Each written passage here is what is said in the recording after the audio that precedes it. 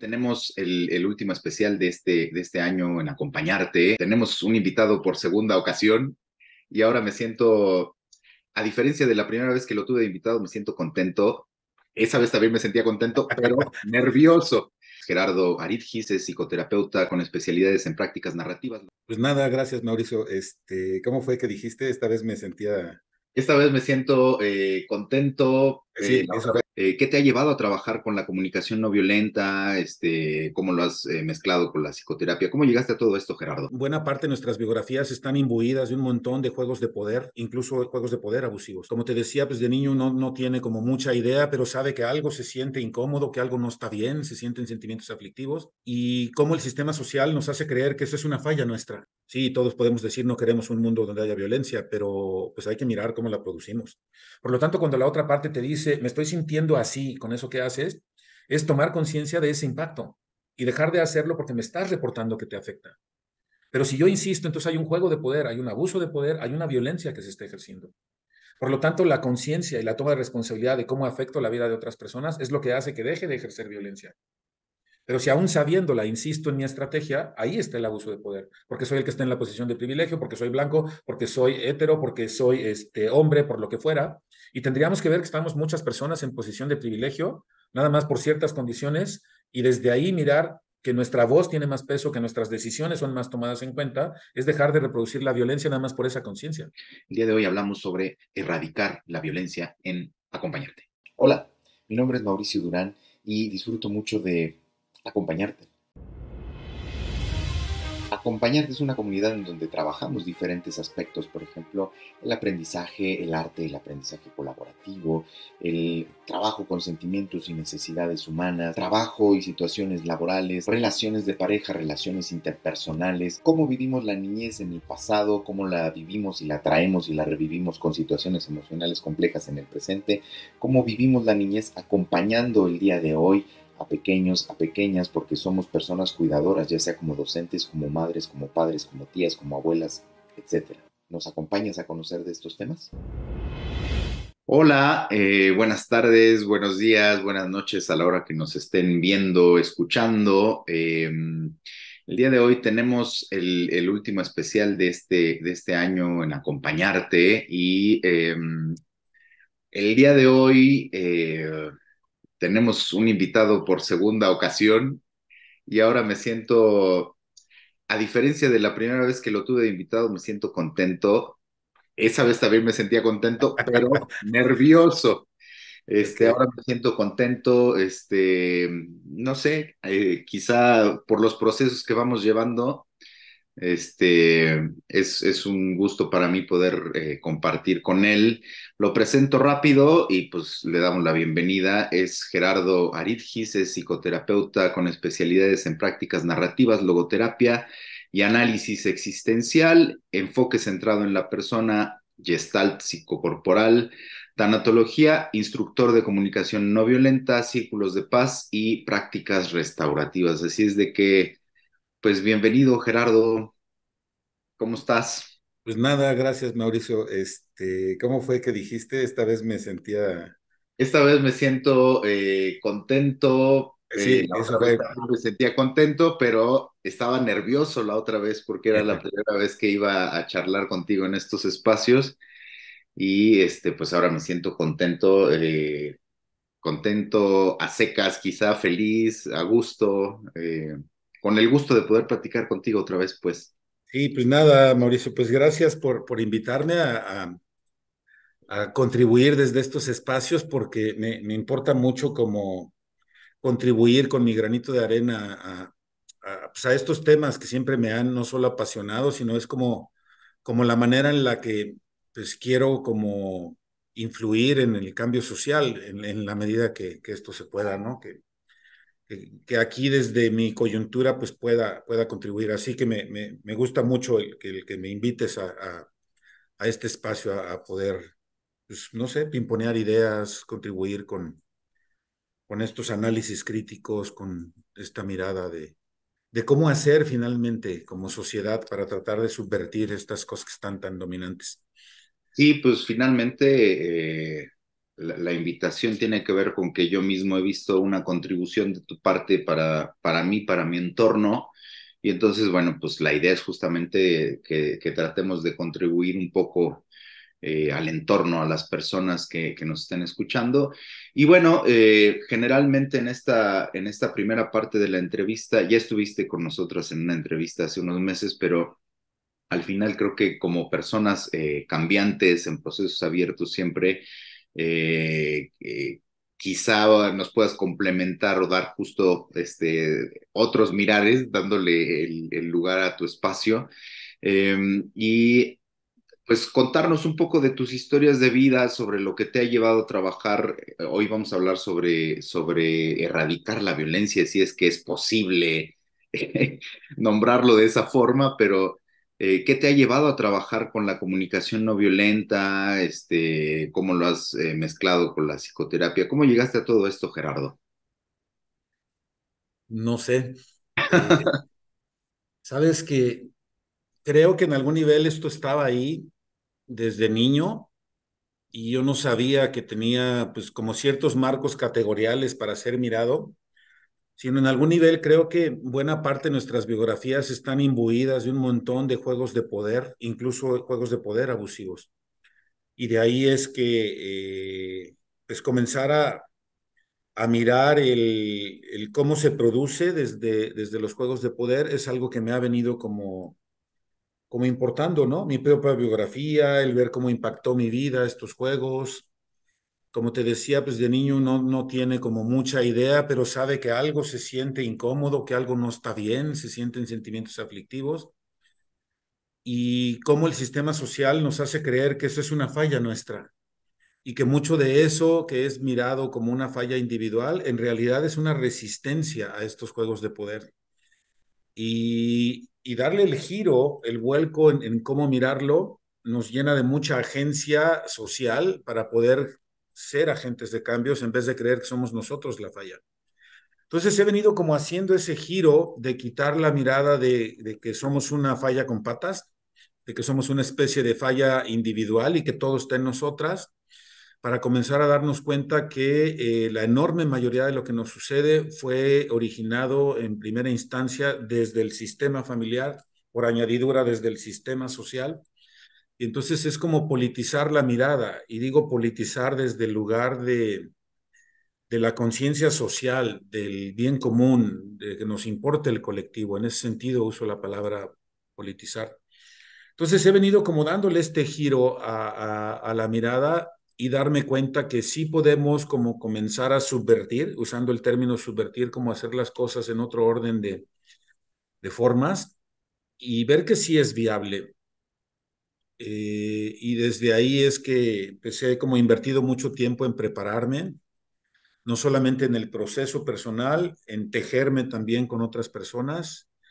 Y me parece que para poder subvertir, no sé si erradicar, me encantaría mirar hacia ese horizonte, como si la finalidad sería erradicar, no sé si lo logremos, pero tenerlo como un horizonte hacia el cual caminar me parece importante, ¿no? Eh, no sé si, como decía mi abuelita, estos ojitos que se han de comer los gusanos lo vayan a ver, pero sí me importa que sea algo que con esa intención comencemos a movernos hacia allá. Pero también es cómo hacerlo, ¿no? Porque puede uno tener el aliciente de que esto pueda suceder, pero me parece que es inviable sin voltear a ver cómo todas somos personas que en algún nivel somos objeto de abuso de poder o lo ejercemos. Hay algunas más que otras, por ejemplo, en el caso de los hombres, creo que tenemos más propensión a abusar de ese poder. Y por ahí, un poco las reflexiones vienen como mirar la complejidad y ver que no es nada más un buen deseo.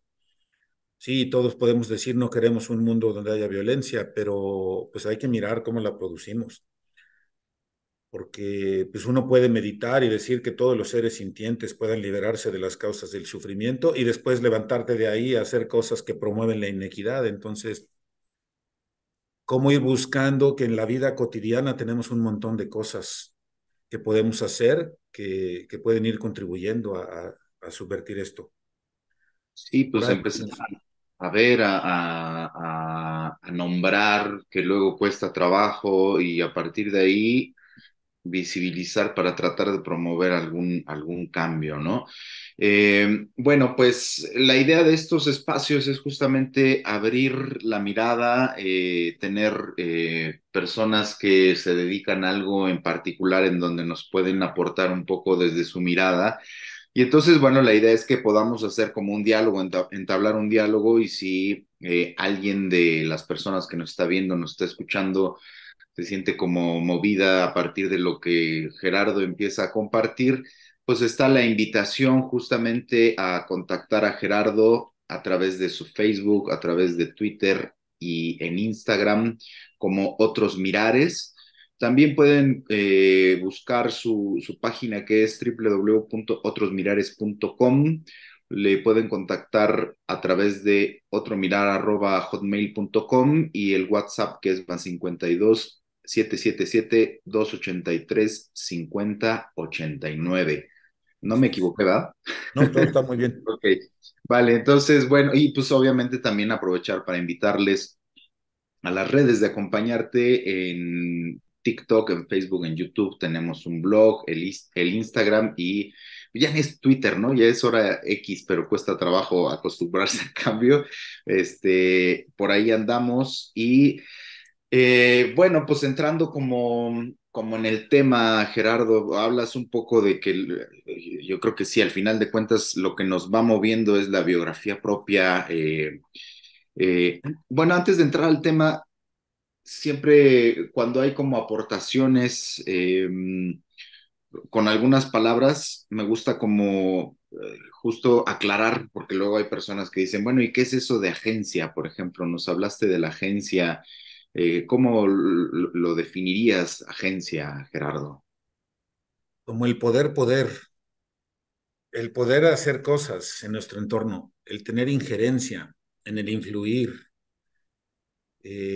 como esa facultad de movilizar las cosas hacia aquello que vamos necesitando. Sí, como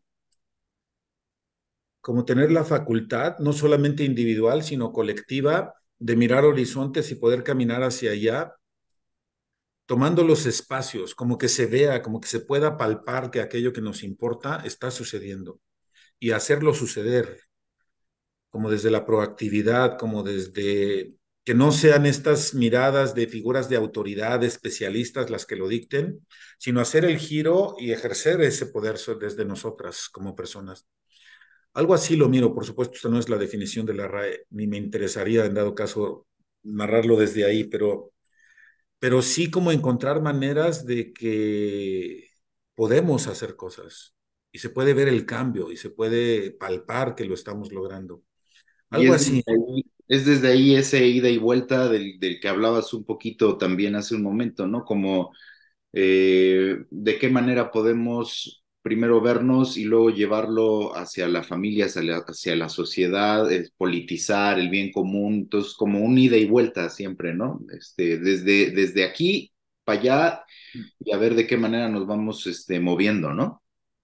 Sí, lo pienso conforme te oigo, que hay una manifestación particular en cómo todo eso que me pasó en la vida se manifiesta en mí, pero se manifiesta de modo particular, pero no sucedió en el vacío. Sucedió tejido con otras vidas, sucedió tejido con otros sistemas familiares y es así que está como todo el tiempo en interacción con otras personas.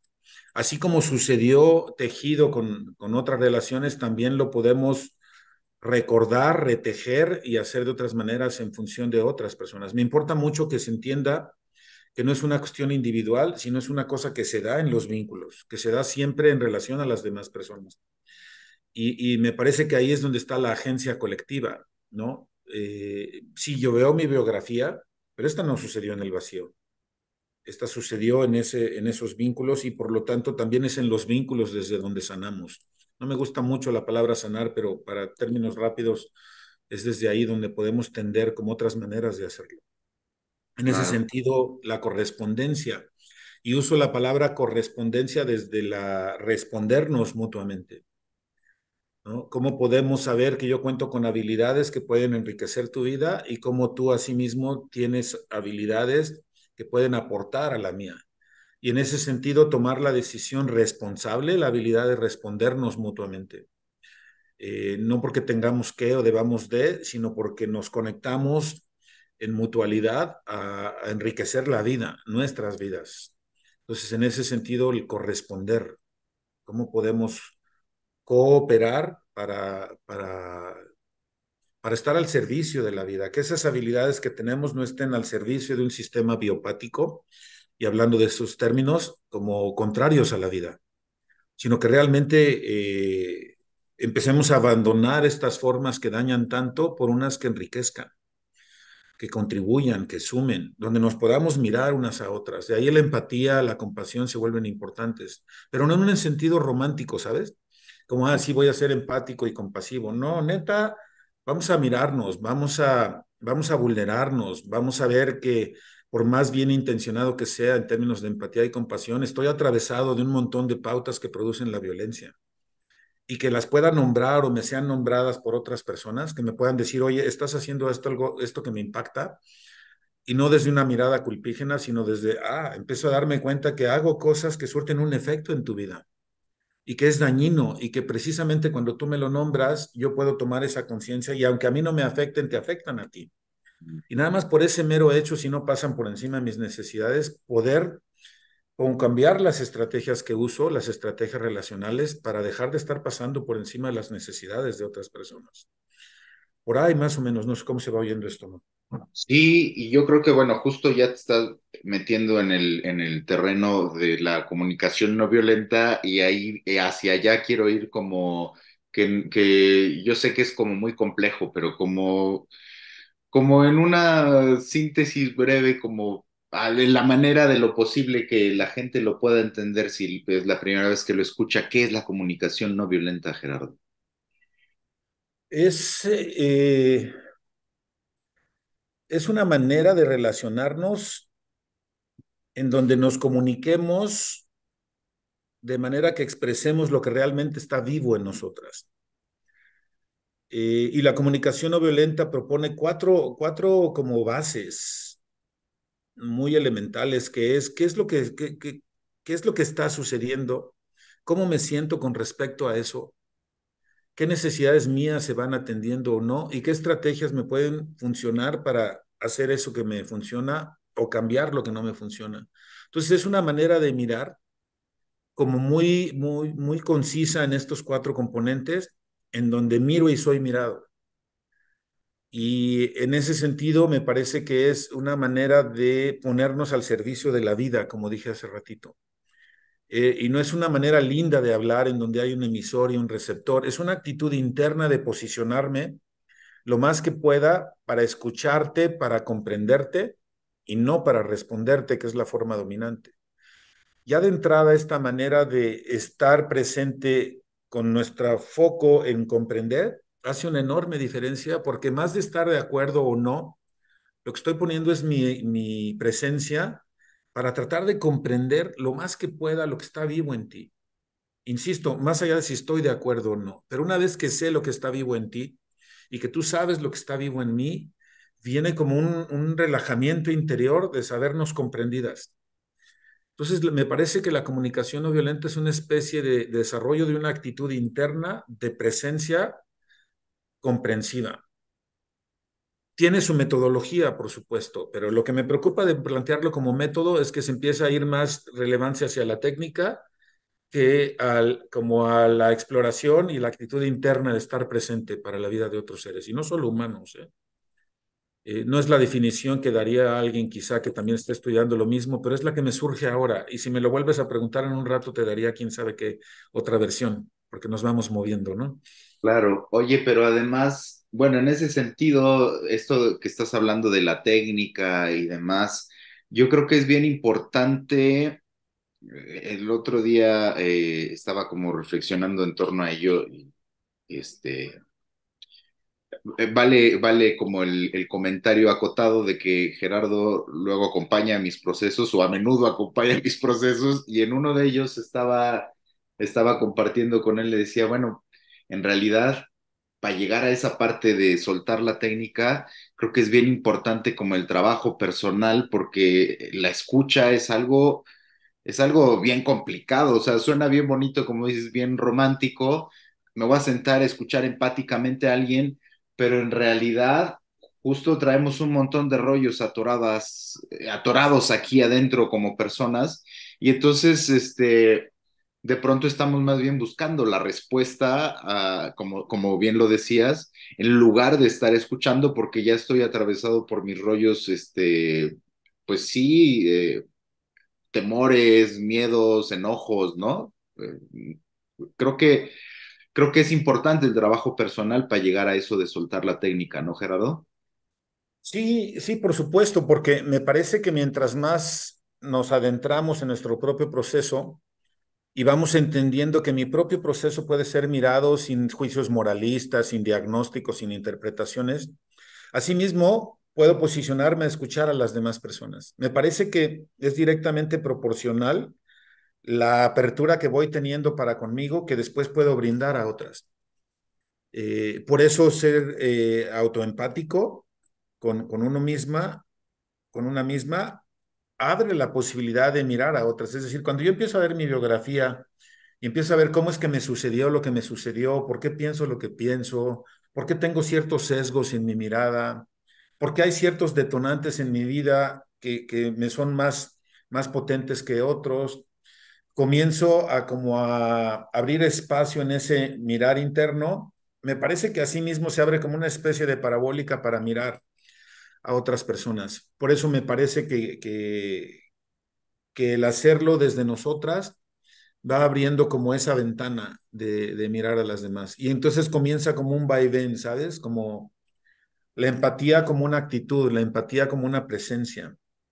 Y la empatía no solo como una intencionalidad, sino como un querer mirar hondo, pero en el entendido de que te puedo estar mirando con sesgos y que te puedo estar mirando con la idea de diagnosticarte, de interpretarte, de aconsejarte. Y con esa intención ya no te estoy escuchando. ¿Cómo es simplemente estar escuchando de verdad con una intención de solamente quiero comprender a este ser que tengo enfrente? ¿Qué lo atraviesa? ¿Cuáles son sus dilemas? ¿Cuáles son las cosas que son importantes para él o para ella? ¿Qué lo mueve? ¿No? Eh, Insisto, no necesariamente tengo que estar de acuerdo contigo. Eso se vuelve irrelevante. Solamente es un espacio hospitalario. Tristemente no escuchamos dejando entrar el mundo de la otra persona en mí, sino lo estamos cotejando todo el tiempo contra mi mundo. Es semejante a mi mundo, es diferente a mi mundo, yo lo haría así, no lo haría así. Y si no nos removemos eso para estar simplemente presentes, una escucha empática de calidad no se produce. Entonces, ¿cómo es ver que tenemos un montón de sesgos al escuchar? Y esto, por sencillo que parezca, escuchar para comprender hace una enorme diferencia que escuchar para responder. Si yo ya estoy desde mi erudición de que te tengo que dar una respuesta de especialista para que puedas dirigir tu vida, me parece que ya de entrada la empatía se va a quién sabe dónde. Entonces, suena sencillo, pero no, la empatía me parece que tenemos un déficit grande de empatía por esta lógica individualista, por esa mirada diagnóstica, por esa mirada patologizante. Y me parece que hay que darnos cuenta cómo eso se atraviesa para poderlo remover y entonces se abre como una ventana. Y no importa si se vuelven a meter, pero ya sé que todo eso se va a atravesar muchas veces y es como tener la facultad de por lo menos asomarme, ¿sabes? Y tratar de mirar sin que esas interferencias se vuelvan verdad. Ahora, no es que esto vaya a dejar de suceder, ¿sabes? Me van a atravesar los juicios moralistas, me van a atravesar las interpretaciones, las comparaciones, pero ya sé que aunque se atraviesan, no son desde donde miro, no son un relato único desde el cual mirar. Y esto el relato único me parece muy potente porque tenemos como esta idea de llegar a la versión final de algo. Aquí hay una manera específica de mirar, como si fuera un trabajo arqueológico donde vamos a encontrar la gran pieza y decir, aquí está lo que buscábamos, sin darnos cuenta que la vida puede ser multihistoriada y que tenemos un montón de maneras de mirar y que el pasado siempre es interpretable desde la hora y eso hace una enorme diferencia. No estoy diciendo cosas que hagan sentido, pero No, sí, y yo creo que justo empiezas a aportar o a entrar a la siguiente parte donde O sea, me parece que cuando no escuchamos, sino estamos buscando responder, es justo cuando se empiezan a generar los mecanismos de violencia, porque es como yo lo haría así y de pronto es como una necesidad muy personal de decirte cómo tendrías que hacer las cosas y De es aconsejar. justo hacia donde quiero ir, pues como decirte cómo podría ayudar la comunicación no violenta a erradicar la violencia. Yo sé que igual el título Es muy del ambicioso, programa pero apuntemos para allá. Ajá. es ambicioso. Sí, yo creo que a veces las utopías nos ayudan justo a Claro. tratar de llegar a la realidad en algún punto, ¿no? Ujú. ¿Cómo podría ayudarnos la CNB justo a esos caminos, Gerardo? O sea, estos cuatro componentes que mencionaba se vuelven cruciales para apoyar esta manera de mirar. Los seres humanos no observamos de manera neutral, que es el primer componente de la comunicación no violenta. ¿Cómo miro? ¿Cómo observo? Y mirar en términos fenomenológicos, esto para quien no conozca el término, es mirar las cosas como un hecho, como sucedieron, no la interpretación que hago, sino el hecho lo más conciso posible. No es lo mismo que yo quede contigo de arrancar esta entrevista a una determinada hora y que llegue 10 minutos después de lo acordado, que ese sería un hecho, a decir llegué tarde, porque llegué tarde ya tiene una interpretación imbuida ahí. En términos de estoy mal, en términos de tal, sino el primer componente es tratar de observar las cosas, aunque no suceda así en nuestra mente, pero tratar de reflejárselas a la otra persona de la manera más neutral posible. Y luego a partir de ahí detectar los sentimientos que se avivan. Es decir, es otro foco atencional que ponemos en la comunicación no violenta, qué sentimientos se avivan y hablar de los sentimientos no en términos de tú me haces sentir, sino en términos de yo siento. Me siento así porque yo, en vez de me siento así porque tú. Y esta es otra manera en la que la CND ayuda a adueñarme de los sentidos, porque los sentidos siempre tienen que ver con cómo significo las cosas. Los sentidos siempre tienen que ver con qué expectativas tengo y los sentidos tiene que ver con qué necesidades mías están atendiendo o no. Entonces, ahí contribuye mucho a que cuando sienta algo, en vez de atribuírselo a otra persona, lo llevo a mí y lo narro desde yo siento porque esto es importante para mí. Y desde ahí empieza a haber un gran cambio porque ya no es una bronca personal donde tú me haces sentir, sino yo siento. Y entonces te digo qué fue lo que hiciste, qué es lo que estoy sintiendo y qué necesidades mías están siendo atendidas o no. Pero desde aquí ya se quita la mirada acusatoria, la mirada culpígena de tú eres el causante de esto que me sucede a mí. Sino esto que hiciste, yo siento eso y mis necesidades que necesito se atiendan son estas. Por lo tanto, ya no hay una atribución personal de que es la otra persona la que merece que yo la trate de una cierta manera o no, porque es la causante de lo que me sucede. Cuando yo quito esa mirada de que me siento así por culpa de la otra persona, empezamos a erradicar un montón la violencia, porque la violencia viene mucho de atribuirle a las personas la culpa de aquello que nos sucede. Y desde una mirada meritocrática, si tú eres el culpable de lo que me sucede, mereces castigo, ¿no? No sé si nos dé tiempo en este espacio a hablar también de los premios y los castigos que son parte de la misma diada. Pero cuando yo quito la cuestión de que esto es personal, se disminuye enormemente la mirada adversarial, donde tenemos que competir, donde uno le tiene que ganar al otro, donde uno se merece tal o cual cosa. En ese momento, cuando merma la mirada de lo personal, ponemos el foco no en las personas, sino en la forma, en la estrategia. Y esto no viene de comunicación no violenta, pero sí de las prácticas narrativas, en donde el problema es el problema y la persona es la persona. Si hacemos esta separación, dejamos de tener broncas personales. Observo lo que estamos haciendo que resulta problemático y ponemos el foco en lo problemático, no en las personas. No es una cuestión de identidad.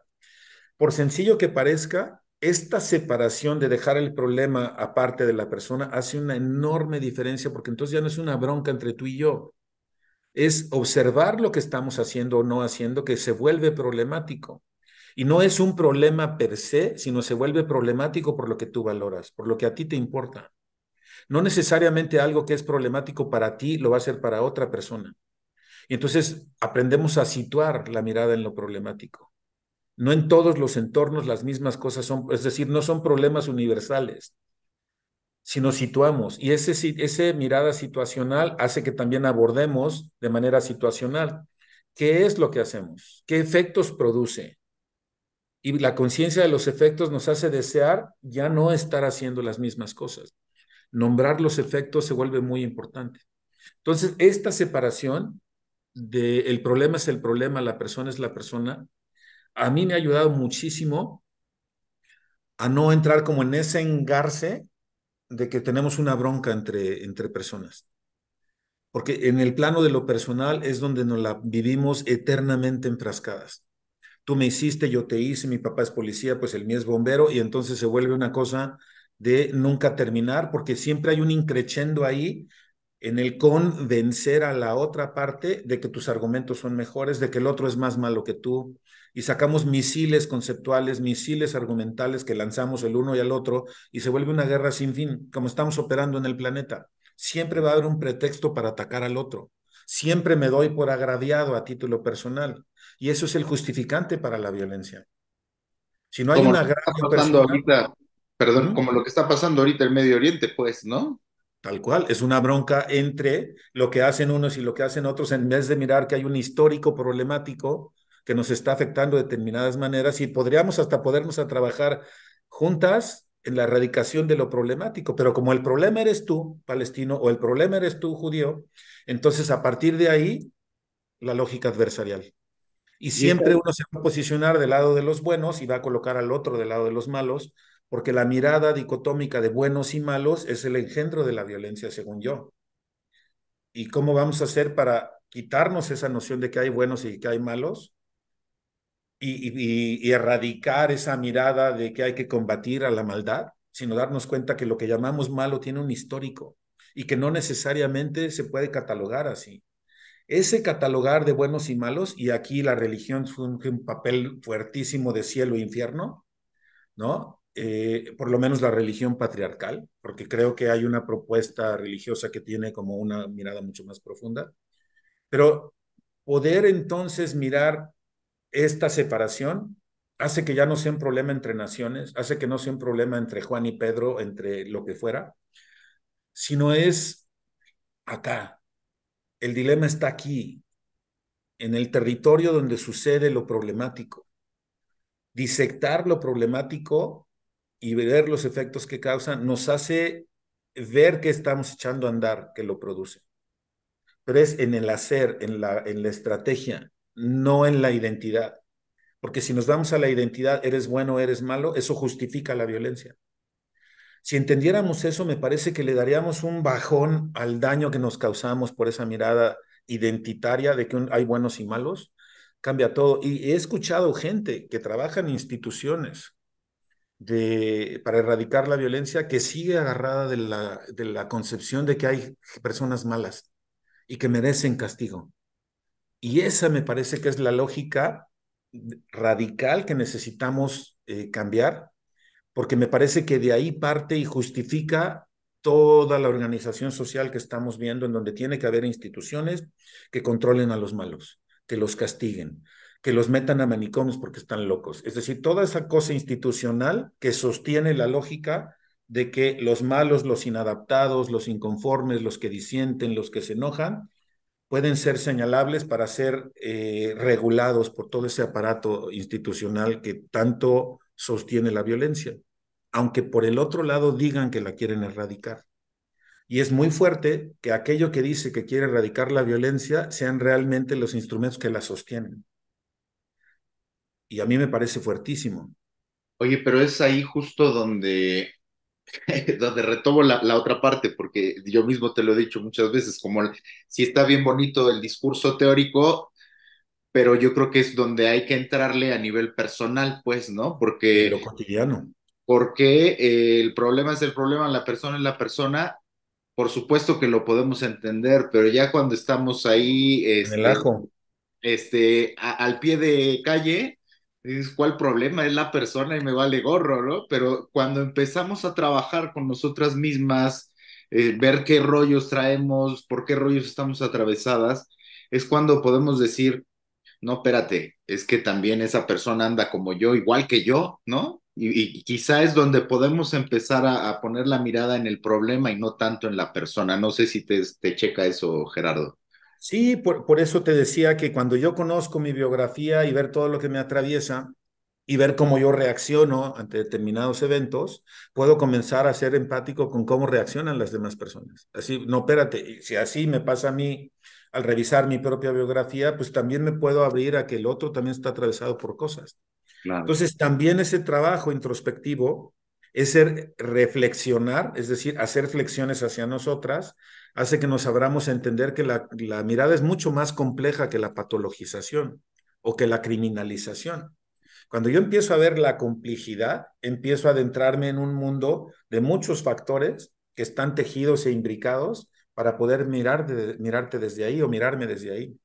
Y en esa complejidad abrazo la multihistoria, abrazo lo causal, abrazo un montón de cosas que entonces la empatía y la compasión cobran otro sentido porque está siendo mirado desde un entendimiento profundo y no desde una intencionalidad romántica. Entonces, por eso el trabajo con uno, el trabajo con lo sistémico, que me parece que son dos rubros que deberíamos abordar, ¿no? El trabajo con lo social y el trabajo con uno misma, ya por donde empieces, por lo social o lo individual, pero me parece importante que estén los dos ahí en curso, es lo que hace que realmente pueda ir yo saliéndome de esos hábitos cognitivos desde los que miro. Porque sí, aquí está chido, yo te lo puedo dar a nivel teórico y vas a decir, no, pues sí suena de lo más lindo, pero no me quieres ver cuando estoy implicado emocionalmente con alguien que me apachurró dos, tres botones y la no violencia, quién sabe dónde se fue. Claro, por supuesto. Pero sí, creo que sí se puede y gradualmente, no sé, tú y yo que hemos estado en procesos nos podemos dar cuenta que sí hay un movimiento y Claro. que sí estamos mirando. Eso no significa que es un trabajo lineal y aquí empecé, ya voy acá y no, o sea, yo lo veo como el vuelo de las abejas, o sea, son procesos Y de vivos. regreso con caídas y levantadas, ¿no? Y luego creemos que son lineales y que si me regresé tantito por lo que sea, soy un fracaso como persona y me lo vuelvo a llevar a lo individual, porque se ha puesto como una mirada laboralista en el proceso terapéutico, tiene que tener una meta. Y a Claro. veces, si dejamos honestas, el proceso terapéutico nos mete todavía más angustia, más tristeza, más duelo, y al final acaba como visibilizando mucho más nuestra humanidad, nuestra vulnerabilidad. Y me parece que en mirar la vulnerabilidad está un montón de la probable erradicación de la violencia. Me parece que si no retomamos la capacidad de duelar, es prácticamente imposible trabajar para erradicar la violencia. Yo no sé, o sea, a lo largo del tiempo he venido viendo que la vulnerabilidad y la erradicación de la violencia pueden colaborar un montón. Si yo no tengo la capacidad de duelar, es muy difícil que me pueda doler lo que te pasa a ti. Y si no me puede doler lo que le pasa a las demás, me vuelvo insensible, me vuelvo funcional, trabajo en la inmediatez. Por eso, tener la capacidad de sentir dolor me parece muy relacionado a esa posibilidad de generar un mundo en donde esa sensibilidad nos haga desear hacerlo desde otro sitio. Dar espacio a los sentimientos displacenteros, justamente, que es parte de la propuesta de la CNB, porque si no, empezamos a desconectarnos, ¿no? Y a lo mejor ahí está relacionado con esto que mencionabas hace rato de que los hombres traemos un rollo, porque ahí nos metemos también justo en los relatos dominantes que traemos los hombres y que no podemos conectarnos con esas partes del dolor, la tristeza, y entonces viene por lo mismo la violencia, ¿no? La defensividad, el ataque. Pues estamos hablando con Gerardo Aridgis y pues queremos invitarles a que le contacten si algo de lo que está compartiendo empieza a mover algo. Tiene Facebook, Twitter e Instagram, en donde tiene espacios dentro de Otros Mirares. Tenemos también su página web que es www.otrosmirares.com, al correo otromirar@hotmail.com y a su WhatsApp que es más 52 777 283 5089. Invitarles también a las redes de Acompañarte en Facebook, en Twitter, bueno, en X, en TikTok, en YouTube. Tenemos un blog y tenemos Instagram también. Y bueno, como este es el último capítulo de la temporada de este podcast de Acompañarte, pues invitarles a que hagan una visión retroactiva, lo que hemos tenido este año. En febrero hablamos sobre el amor romántico, tuvimos de invitada a Ana Luisa Nerio. También en marzo hablamos sobre cómo trabajar en los ámbitos más vinculados con las visiones feministas, invitarles a hacer esa retrospectiva. En abril también tuvimos Crianza Respetuosa con la doctora Elisa Gaona y en mayo hablamos sobre maternidad con perspectiva de género con Lucía González. Así es de que si le dan un vistazo en retroactivo, ya no los invito a lo que sigue porque no sabemos qué sigue, pero en retroactivo, nos va a dar mucho gusto que lo puedan escuchar. Gerardo, ¿y cómo ya aterrizando, llegando a la parte de a pie, de andar a pie, caminando, pues, cómo detectar la violencia en la vida cotidiana, más allá de lo visible? Porque a veces nos quedamos con la idea de que la violencia real es lo que estamos viendo en Medio Oriente o la violencia es un golpe en la cara, pero yo creo que hay mucho más. ¿Cómo podríamos detectar esa violencia en la vida cotidiana, Gerardo? Y bueno, me parece muy importante esto que dices. Casi siempre asociamos la violencia con cosas estruendosas y explícitas, y me parece bien importante ver que hay violencias sutiles, persuasivas, que ahí están circulando, que no miramos, porque están súper normalizadas. Entonces, así de a pie, ¿cómo darme cuenta cuando estoy escuchando a alguien, estoy teniendo juicios moralistas? ¿Está bien? ¿Está mal?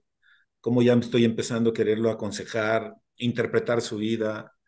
Cómo esta manera de escuchar sin poner atención a lo que dice ya es omitirlo, ya es ningunear a la persona, a nuestros interlocutores que están ahí. Entonces, ¿cómo pequeñas prácticas de hablar en primera persona de mis sentimientos hacen una variante? Así estoy hablando ya en la calle, ya.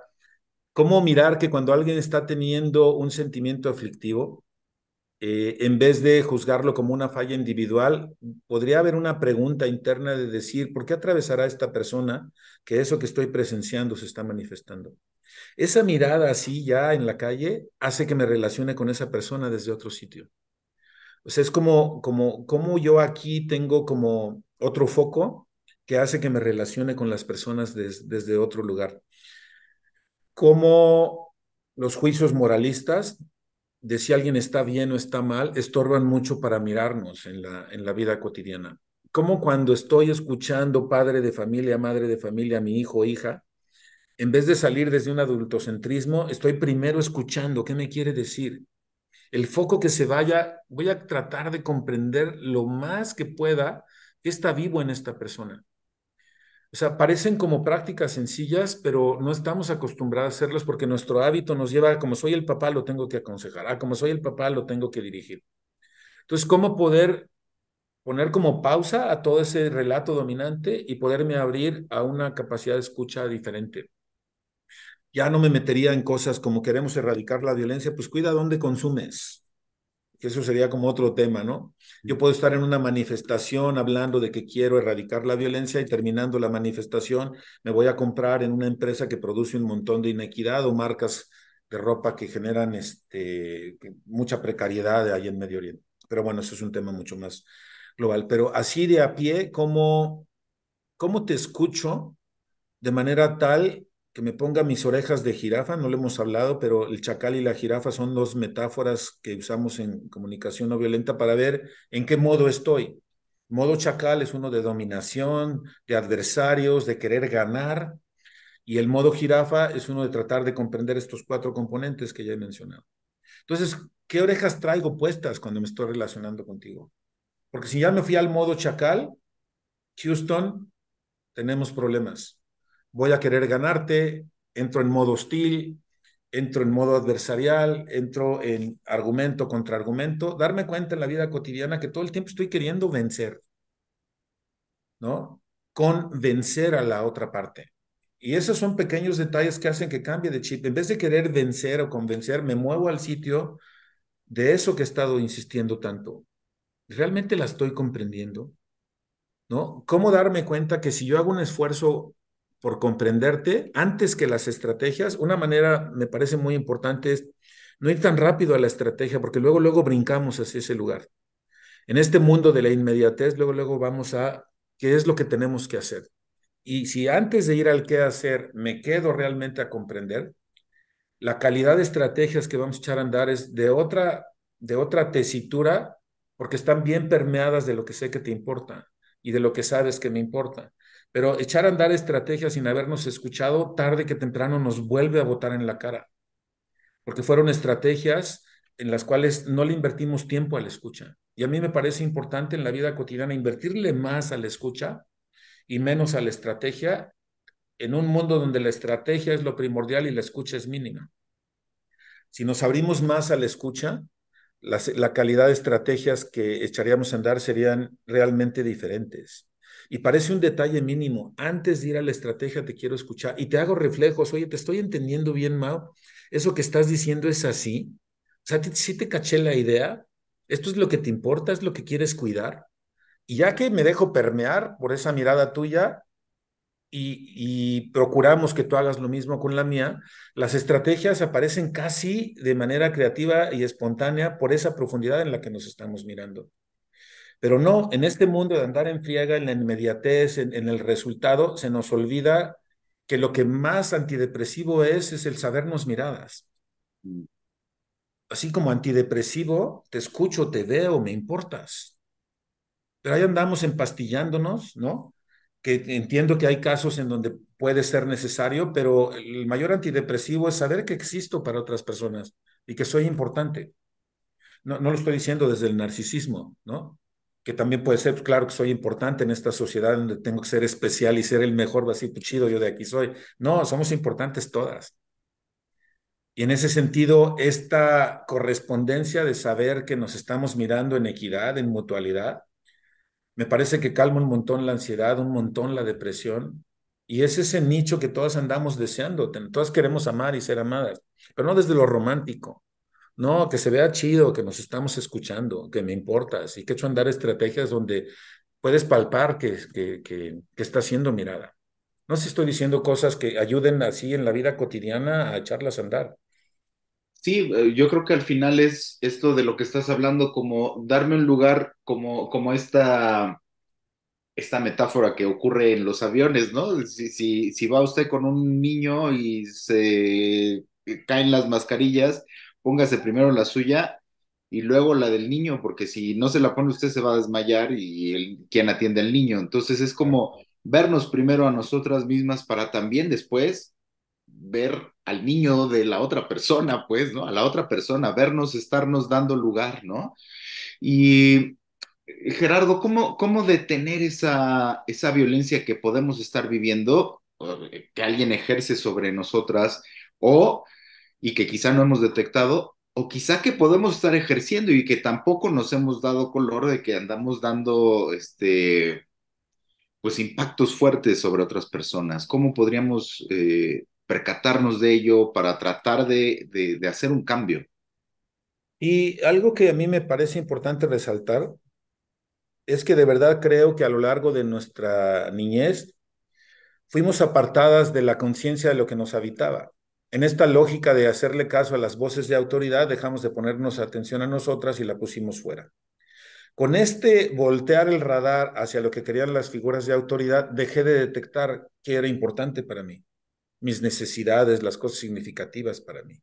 Entonces, cuando yo regreso en estos procesos la atención a lo que es significativo, a lo que me importa, puedo tener como mayor claridad de qué límites ponerle a los demás o a mí misma para no permitir la transgresión de aquellas cosas que me importan.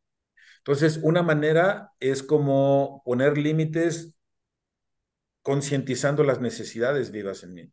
Y esa es una manera de delimitar las relaciones con mayor claridad, pero no desde el estás bien o estás mal. Oye, eso que estás haciendo no atiende mi necesidad de comunicación. ¿Cómo sería que hagamos un ajuste? Y en vez de juzgarte, te digo mi necesidad, lo que siento y mi necesidad.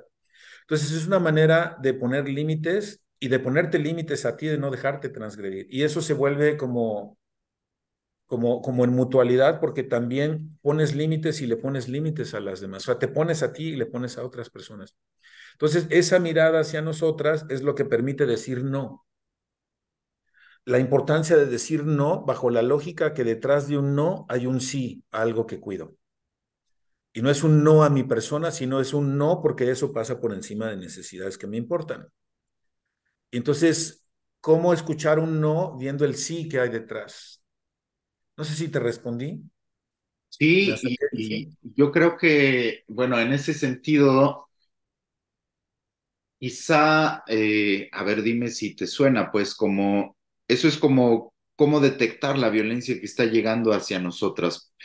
Y a veces me parece que pasa al revés. A veces somos violentas con otras personas y de pronto no nos percatamos.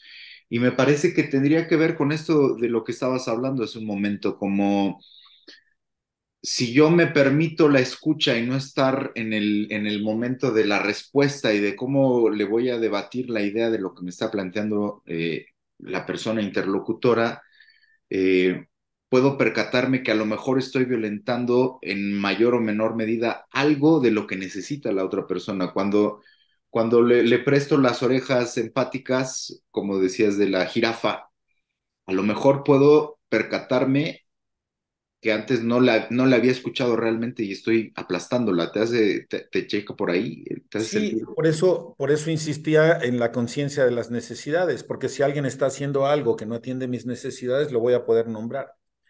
Y le voy a poder nombrar a la persona el efecto que está produciendo eso que hace para mi vida. Y es ahí donde puedo darme cuenta que puede haber un juego de poder, que puede haber una transgresión. Y es como invitar a la otra persona a decirle, eso que haces está impactando en mi vida de esta manera, puedes dejar de hacerlo o hacerlo desde otro lugar. Y darnos cuenta que muchas veces las personas no hacen caso a eso que le estamos diciendo que omite la cobertura de nuestras necesidades. Y ahí tomamos decisiones, me sigo relacionando con esta persona, me voy del vínculo, ¿no? Es decir, por eso se vuelve relevantísimo cuando alguien dice, eso que estás haciendo me está afectando, poder tomar conciencia de cómo te impacto. Porque la no percatación de cómo nos vamos impactando es lo que hace que el ejercicio del abuso de poder se dé, ¿no? Ahorita que estamos dando el curso sobre el conflicto desde la comunicación no violenta, arranqué con la frase diciendo, nadie que no viva algo como un conflicto va a hacer nada para cambiarlo. Por lo tanto, cuando la otra parte te dice, me estoy sintiendo así con eso que haces, es tomar conciencia de ese impacto y dejar de hacerlo porque me estás reportando que te afecta. Pero si yo insisto, entonces hay un juego de poder, hay un abuso de poder, hay una violencia que se está ejerciendo. Por lo tanto, la conciencia y la toma de responsabilidad de cómo afecto la vida de otras personas es lo que hace que deje de ejercer violencia. Pero si aún sabiéndola insisto en mi estrategia, ahí está el abuso de poder, porque soy el que está en la posición de privilegio, porque soy blanco, porque soy hetero, porque soy hombre, por lo que fuera. Y tendríamos que ver que estamos muchas personas en posición de privilegio, nada más por ciertas condiciones, y desde ahí mirar que nuestra voz tiene más peso, que nuestras decisiones son más tomadas en cuenta, es dejar de reproducir la violencia nada más por esa conciencia. Si yo no me percato que estoy en zona de privilegio, igual decir, pues así son las cosas, sigo ejerciendo inequidad, ergo violencia. ¿No? Por eso insisto tanto en ver que, pues sí, yo puedo tener la intención de no ejercer violencia, pero si no detecto mínimamente cómo la ejerzo desde mi zona de privilegio, la voy a seguir ejerciendo, porque además a mí no me afecta.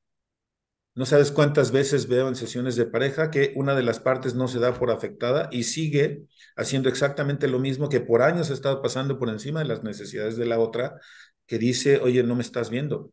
Lo podemos pensar en las relaciones de pareja, ¿no?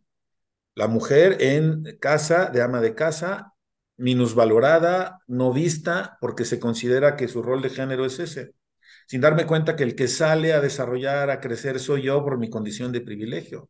Pero si yo digo y voltea y mi esposa me está diciendo, oye, no me siento vista, mis necesidades de mujer no están siendo consideradas, ¿no? La maternidad, aunque me gusta, me tiene totalmente absorta. Nosotros como hombres creer que brindamos apoyo cuando en realidad deberíamos implicarnos. O sea, son como violencias que no vemos porque están normalizadas las roles de privilegio. O sea, lo que quiero y sé que en este tiempo que estamos conversando no lo vamos a poder ver, pero es como lanzar a la audiencia una mirada de lo que implica la complejidad de todo lo que está imbricado ahí y de cómo irremediablemente están siempre los juegos de poder en curso. Y mirar la búsqueda de la erradicación de la violencia desde cómo se juega el poder en los vínculos me parece súper relevante. ¿Por qué una voz es más legítima que otra? ¿Por qué las opiniones? ¿Por qué los deseos? ¿Por qué hay ciertas personas que aterrizan por la pista grande y otras no? Y todos esos juegos de poder están ahí en roles de género. Y hay un montón de otras aristas donde podríamos mirar. Entonces, eso es como Por eso insisto, mi trabajo personal y la mirada en el sistema social hacen como un empalme, en donde si solo trabajo en lo individual y voy a creer que soy yo de manera aislada, no me implico en lo sistémico. Y si solo solamente soy un agente social que quiere generar cambio, pero no me implico en el trabajo individual, se da también la réplica de la violencia porque no estoy como trabajando en mi biografía. Y no sabes cuántas veces he visto que la gente que está en activismo social replica las mismas pausas que dice que quiere erradicar porque no hizo trabajo personal. Entonces me parece que ahí hay un cruce importante que se tiene que dar. Claro. Oye, Gerardo, y aprovechando que estabas diciendo de los cursos que andas dando, cuéntanos qué andan haciendo ahorita en Otros Mirares. Invita a la Sí, gente.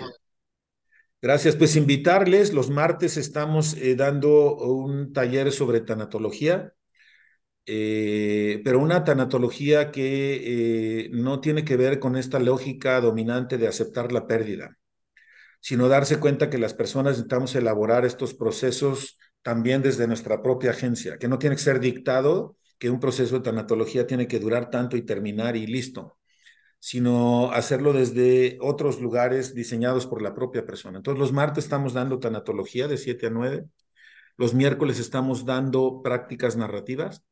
Ahorita estamos en el tema de andamiaje, cómo pasar de lo familiar y conocido a eso posible por conocer y migrar con peldaños, ir como haciendo un trabajo para podernos mover de esos sitios donde habitualmente estamos para ir a otras maneras de hacerlo. Y los jueves estamos ahorita justo arrancando el de cómo atender los conflictos, desde una mirada de que el conflicto es una retroalimentación del entorno que nos está diciendo algo que necesita ser cambiado. Y eso es los jueves de 7 a 9. Todos son de 7 a 9 y son por economía del regalo. La gente da de manera voluntaria lo que quiera contribuir. Y esos Vale, son todo eso lo pueden seguir, son cursos, talleres que dan en Otros Mirares en en otros línea. mirares. Entonces, Así es. bueno, pues seguir a Otros Mirares, Facebook, Twitter e Instagram. En www.otrosmirares.com le pueden también dar un lente, escribirles a otromirar@hotmail.com, y entiendo que también a los cursos se pueden inscribir por su WhatsApp, que es el +52 777 283 5089, ¿verdad, Sí, Gerardo? sí, así es. Muy bien, pues ya estamos llegando al final de la charla. Invitarles también a las redes de Acompañarte con doble C, y a dar un vistazo retroactivo, ya que este es el último episodio de esta temporada de Acompañarte. También tuvimos en junio a Gerardo hablando sobre paternidad de construcción y reconexión. Hablamos con Xavier Ucar, que nos habló de juventudes y otra forma de aproximarse. Hace rato Gerardo hablaba del adultocentrismo, justo romper con el adultocentrismo para las miradas de las juventudes y la niñez. Hablamos también de clownesas, una mirada femenina del humor, y del clown, humor desde la empatía y la vulnerabilidad, que son vínculos que tenemos con el trabajo que estamos haciendo en Acompañarte. Así es de que le pueden dar un vistazo si les llama la atención alguno de estos temas. Y para ir cerrando, Gerardo, ¿qué reflexiones quisieras dejar o qué pensamientos pendientes quisieras compartir con el auditorio, o preguntas? ¿Qué quieres dejar como para cerrar con inquietudes? Híjole, no sé, ¿tenemos otra hora? Pienso, pienso en la importancia de darnos cuenta que buena parte de los cursos de vida que seguimos fueron prescritos desde la cultura dominante. Y me parece importante percatarnos del efecto que produce en nuestras vidas estar siguiendo rieles que aparentemente conducen a la felicidad, que ni siquiera fueron diseñados desde nosotras. Me parece bien relevante darnos a la tarea de indagar el efecto que produce en nuestras vidas esas líneas de vida diseñadas desde la autoridad para comenzar a transitar hacia identidades que uno va prefiriendo, es decir, hacer un proceso de reautoría. ¿Qué quiero yo? ¿Desde dónde lo quiero? Y en ese proceso de reautoría sería como voltear esa mirada que hemos venido diciendo que es importante hacia mí para preguntarme, ¿eso quiere el relato dominante? No estoy diciendo que sea una cuestión oposicionista, pero ¿qué quiero yo desde mí? ¿Qué me hace vibrar el corazón para orientarme hacia allá? Entonces, me parece que ahí se da un proceso de constructivo importante. No es esta cosa del pensamiento positivo, chafa, sino desde este lugar de una indagación mucho más a profundidad de a qué quiero destinar esta energía de vida que esté orientado a eso que veo como un horizonte, ya que estábamos el horizonte como metáfora. ¿Cuáles son mis horizontes identitarios hacia los que me quiero desplazar? Identidades decididas por mí, pero en el entendido que la identidad no se resuelve en individual, sino se teje en las relaciones, que sería otro gran tema. Y ese proceso de reautoría me parece relevantísimo para cambiar el curso de nuestras vidas de manera relevante. Y ya, o sea, con eso que estoy diciendo, si nos va bien, el resto de nuestras vidas se nos va a ir ahí, Claro. Sí, porque ¿no? al final de cuentas, si nos implicamos con romper con esas violencias que han ejercido sobre nosotras, como sea, pues, aunque hayan sido involuntarias, tarde o temprano nos vamos a ir percatando como de que podemos también cambiar el rumbo y no andar replicando esas violencias y que nos andemos rompiendo unas a otras, ¿no? Así es. Y como quitarle esta lógica de lo que está normalizado y naturalizado y cuestionar. Lo que se da por sentado es como decir, y a ver, espérame, ¿por qué? Y esta capacidad de cuestionar nos hace replantearnos como otras rutas identitarias que nos llevan a otros sitios. Por Y urge cambiar el rumbo porque no vamos nada bien a nivel global, creo yo. A nivel global y a pie, por todos lados lo Por vemos, todo, ¿no? sí, sí, Sí. porque todo eso lo gestionamos a pie de calle, es ahí donde se produce la gran violencia, ¿no? Pues Gerardo, muchas gracias por estar con nosotras. Es un gusto poder compartir, charlar. En efecto, nos falta tiempo para charlar y seguir platicando, pero gracias por tu compañía por acá. Sigan a Gerardo en las diferentes redes que tienen en otros mirares, a través de su WhatsApp y pues gracias Gerardo por andar por acá. Pues seguimos, Mau, tratando de ir hacia esos lugares definidos desde nosotras, para nosotras y en colectivo, ¿no? Seguimos, Un Gerardo. abrazo y gracias por la invitación. Siempre un gusto compartir estos temas. Gracias a ti, Gerardo. Y a ti que nos escuchas por estos espacios, te dejo un abrazo pendiente hasta que nos volvamos a encontrar por estos lares virtuales. Hasta pronto. Hasta luego.